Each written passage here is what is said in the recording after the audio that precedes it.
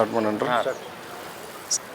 Doctor Baba Saheb Ambedkar ಅವರು ಸ್ಥಾಪನೆ ಮಾಡಿರ್ತಕ್ಕಂಥ ಸಮತಾ ಸೈನಿಕ ದಳದ 100ನೇ ವರ್ಷ ಇದೆ. ಅದಕ್ಕಾಗಿ ಆ ಒಂದು ಶತಮಾನೋತ್ಸವ ಸಂದರ್ಭದಲ್ಲಿ ಡಾಕ್ಟರ್ ಬಾಬಾ ಸಾಹೇಬ್ ಅಂಬೇಡ್ಕರ್ ಅವರ 134ನೇ ಜಯಂತ್ಯೋತ್ಸವ ಕಾರ್ಯಕ್ರಮವನ್ನು ಆಚರಣೆ ಮಾಡ್ತಾ ಇದ್ದೇವೆ.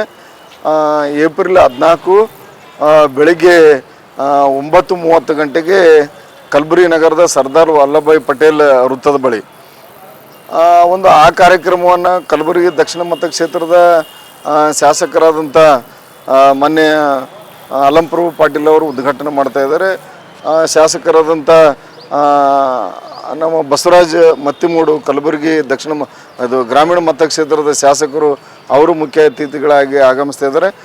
ಮತ್ತು ಮಾಜಿ ಶಾಸಕರು ಮತ್ತು ಮಾಜಿ ಅಧ್ಯಕ್ಷರು ಕಲ್ಯಾಣ ಕರ್ನಾಟಕ ಪ್ರದೇಶಾಭಿವೃದ್ಧಿ ಮಂಡಳಿಯ ಮಾಜಿ ಅಧ್ಯಕ್ಷರಾದಂಥ ದತ್ತಾತ್ರೇಯ ಪಾಟೀಲ್ ರೇವರವರು ಆಗಮಿಸ್ತಾ ಇದ್ದಾರೆ. ಈ ಒಂದು ಕಾರ್ಯಕ್ರಮದಲ್ಲಿ ಮಾನ್ಯ ಜಿಲ್ಲಾಧಿಕಾರಿಗಳಾಗಿರ್ತಕ್ಕಂಥ ಡಾಕ್ಟರ್ ಫೌಜಿಯಾ ತರನ್ನಂ ಬಿ ಮೇಡಮ್ ಅವರು ಕೂಡ ಆಗಮಿಸ್ತಾ ಇದ್ದಾರೆ. ಜೊತೆಗೆ ಕಲಬುರಗಿ ಪೊಲೀಸ್ ಕಮಿಷನರ್ ಆಗಿರ್ತಕ್ಕಂಥ ಡಾಕ್ಟರ್ ಶರಣಪ್ಪ ಬಿ ಇವರು ಕೂಡ SD ಇವರು ಕೂಡ ಆಗಮಿಸ್ತಾ ಇದ್ದಾರೆ. ಜೊತೆಗೆ ಗುಲ್ಬರ್ಗ ಜಿಲ್ಲಾ ಪೊಲೀಸ್ ವರಿಷ್ಠಾಧಿಕಾರಿಗಳಿರ್ತಂಥ ಶ್ರೀನಿವಾಸಲು ಅಡೂರು ಇವರು ಕೂಡ ಭಾಗವಹಿಸ್ತಾ ಇದ್ದಾರೆ.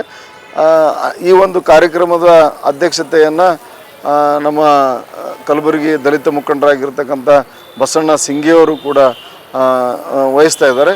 ಈ ಒಂದು ಕಾರ್ಯಕ್ರಮದಲ್ಲಿ ಸುಮಾರು 8 ಜನರಿಗೆ ನಾವು ಸನ್ಮಾನವನ್ನು ಮಾಡ್ತಾ ಇದ್ದೇವೆ.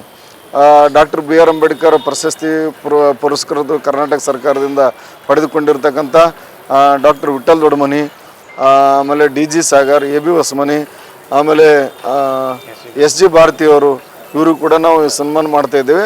ರಾಜ್ಯೋತ್ಸವ ಪ್ರಶಸ್ತಿ ಪಡೆದಿರ್ತಕ್ಕಂಥ ಕಲಬುರಗಿಯ ಹಿರಿಯ ಸಾಹಿತಿಗಳಾಗಿರ್ತಕ್ಕಂಥ ಡಾಕ್ಟರ್ ಹನುಮಂತರಾವ್ B ದೊಡ್ಮನಿಯವರಿಗೂ ಕೂಡ ಸನ್ಮಾನ ಮಾಡ್ತಾ ಇದ್ದೇವೆ. ಬಸವರಾಜ್ ಆಲ್ಗೂರು ಅವರು ಕೂಡ ಜಾನಪದ ಕಲಾವಿದರು ರಾಜ್ಯೋತ್ಸವ ಪ್ರಶಸ್ತಿಯನ್ನು ಪಡೆದುಕೊಂಡವರಾಗಿದ್ದಾರೆ. ಜೊತೆಗೆ ಇನ್ನೊಬ್ಬರು ಯಶವಂತ್ D ಸಿಂಧೆ ಅಂತೇಳಿ ಅವರು ನೋಂದಣಿ ಮತ್ತು ಮುದ್ರಾಂಕ ಇಲಾಖೆಯ ರಾಜ್ಯ ಪ್ರಶಸ್ತಿಯನ್ನು ಪಡೆದುಕೊಂಡವರಾಗಿದ್ದಾರೆ. ಹೀಗೆ ಒಟ್ಟು 8 ಜನರಿಗೆ ನಾವು ಸನ್ಮಾನವನ್ನು ಮಾಡ್ತಾ ಇದ್ದೀವಿ. ಈ ಒಂದು ಕಾರ್ಯಕ್ರಮದಲ್ಲಿ ದೃಶ್ಯ ಮತ್ತು ಬೆಳಕು ಅಂದರೆ ಧ್ವನಿ ಮತ್ತು ಬೆಳಕು ಕಾರ್ಯಕ್ರಮವನ್ನು ಡಾಕ್ಟರ್ BR ಅಂಬೇಡ್ಕರ್ ಕುರಿತಂತೆ ಮಕ್ಕಳಿಂದ ಒಂದು ನಾಟಕ ಇದೆ. ಆಮೇಲೆ ಸಿದ್ಧಾರ್ಥ ಚಿಮ್ಮದಲಾಯಿ ಅವರ ತಂಡದಿಂದ ಒಂದು ಉತ್ತಮವಾದಂಥ ಸಂಗೀತ ಕಾರ್ಯಕ್ರಮವನ್ನು ಏರ್ಪಡಿಸಿದ್ದೀವಿ. ಅದೇ ದಿನ ಅಂತಂದರೆ ಬೆಳಗ್ಗೆಯಿಂದ ಸಾಯಂಕಾಲವರೆಗೂ ಕೂಡ ಎಲ್ಲರಿಗೂ ಕೂಡ ಅನ್ನದಾನ ಶಿಬಿರವನ್ನು ಏರ್ಪಡಿಸಿದ್ದೀವಿ. ನಮ್ಮ ಈ ಒಂದು ಜಯಂತಿಯ ಮುಖ್ಯ ಉದ್ದೇಶ ಏನಂತಂದರೆ ಸಮತಾ ಸೈನಿಕ ದಳದು 100 ವರ್ಷ ಗತಿಸಿದ್ರಿಂದ ಒಂದು ಶತಮಾನೋತ್ಸವ ಕಾರ್ಯಕ್ರಮ. ಅದರ ಜೊತೆಗೆ ಏನು ಡಾಕ್ಟರ್ BR ಅಂಬೇಡ್ಕರ್ ಅವರು ಈ ನಿಪ್ಪಾಣಿ ಆಗಿರ್ಬೋದು, KGF ಆಗಿರ್ಬೋದು, ಆಮೇಲೆ ಬಿಜಾಪುರ ಆಗಿರ್ಬೋದು, ವಾಡಿ ಆಗಿರ್ಬೋದು, ಎಲ್ಲ ಕಡೆಗೂ ಕೂಡ ಅವರು ಭೇಟಿ ಕೊಟ್ಟಂಥ ಸ್ಥಳಗಳಿವೆ. ಕರ್ನಾಟಕ ಸರ್ಕಾರ ಆ ಸ್ಥಳಗಳನ್ನು ಗುರುತಿಸಿ ಒಂದು ರಾಷ್ಟ್ರೀಯ ಸ್ಮಾರಕ ಭವನಗಳನ್ನು ಮಾಡಬೇಕು ಅಂತಕ್ಕಂಥದ್ದು ನಮ್ಮ ಮುಖ್ಯ ಉದ್ದೇಶ ಆಗಿದೆ. ಅದರಂತೆ ಅನೇಕ ಒಂದು ಬೇಡಿಕೆಗಳು ನಮ್ಮ ಹತ್ರ ಇದ್ದಾವೆ. ಏನು ಈ ಬೆಳಗಾವಿ ಜಿಲ್ಲೆಗೆ ಏನು ಗಾಂಧೀಜಿಯವರು ಬಂದು ಹೋದ್ರು 100 ವರ್ಷ ಆಯ್ತು ಅಂತೇಳಿ ಕಾಂಗ್ರೆಸ್ನವ್ರು ಈಗಾಗಲೇ ಶತಮಾನೋತ್ಸವ ಕಾರ್ಯಕ್ರಮ ಏನು ಮಾಡಿದವರು, ಅದೇ ರೀತಿಯಾಗಿ ಬೆಳಗಾವಿ ಕೂಡ ಬಾಬಾ ಸಾಹೇಬ್ ಅಂಬೇಡ್ಕರ್ ಬಂದು 100 ಗತಿಸಿದ್ದೇವೆ. ಆ ಒಂದು ಕಾರ್ಯಕ್ರಮ ಅವರ ಒಂದು ಹೋರಾಟ, ಅವರದ ಒಂದು ಚಿಂತನೆ, ಅವರ ಕಾರ್ಯವೈಖರಿಗಳ ಬಗ್ಗೆ ಬಿತ್ತರಿಸಬೇಕು ಅಂತಂದರೆ ಕರ್ನಾಟಕ ಸರ್ಕಾರನೂ ಕೂಡ 100 ವರ್ಷದ ಒಂದು ಶತಮಾನೋತ್ಸವ ಕಾರ್ಯಕ್ರಮವನ್ನು ಮಾಡಬೇಕು ಅಂತಕ್ಕಂಥದ್ದು ನಮ್ಮದಾಗಿದೆ. ಕರ್ನಾಟಕ ರಾಜ್ಯದಲ್ಲಿ ಅನೇಕ ದೌರ್ಜನ್ಯ ಪ್ರಕರಣಗಳು ನಡೀತಾ ಇದ್ದಾವೆ.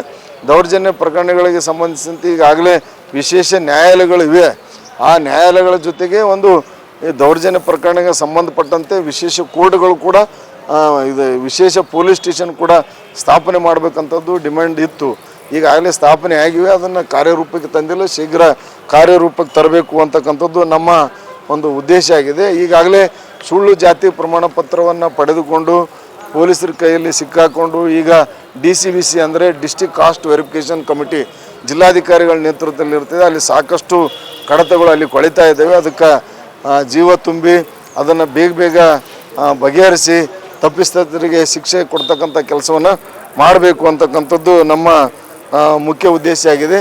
ಈಗಾಗಲೇ ಕೇಂದ್ರ ಸರ್ಕಾರ ಬುದ್ಧ ಜಯಂತಿಯನ್ನು ಘೋಷಣೆ ಮಾಡಿದೆ. ರಾಜ್ಯ ಸರ್ಕಾರ ಬುದ್ಧ ಜಯಂತಿ ಘೋಷಣೆ ಮಾಡಿಲ್ಲ. ಬುದ್ಧ ಜಯಂತಿ ಘೋಷಣೆ ಮಾಡಬೇಕಂತೇಳಿ ನಮ್ಮ ಒಂದು ಒತ್ತಾಯ ಇದೆ. ಕರ್ನಾಟಕ ಸರ್ಕಾರ ಡಾಕ್ಟರ್ ಬಿ ಆರ್ ಅಂಬೇಡ್ಕರ್ ಜಯಂತಿಗೆ ರಜೆಯನ್ನು ಕೊಟ್ಟಿತ್ತು. ಕೇಂದ್ರ ಸರ್ಕಾರ ರಜೆ ಕೊಟ್ಟಿರಲಿಲ್ಲ. ಈಗ ಮೋದಿಯವರ ನೇತೃತ್ವದ ಸರ್ಕಾರ ಬಾಬಾ ಸಾಹೇಬ್ ಅಂಬೇಡ್ಕರ್ ಜಯಂತಿಗೆ ರಜೆಯನ್ನು ಕೊಟ್ಟಿದೆ.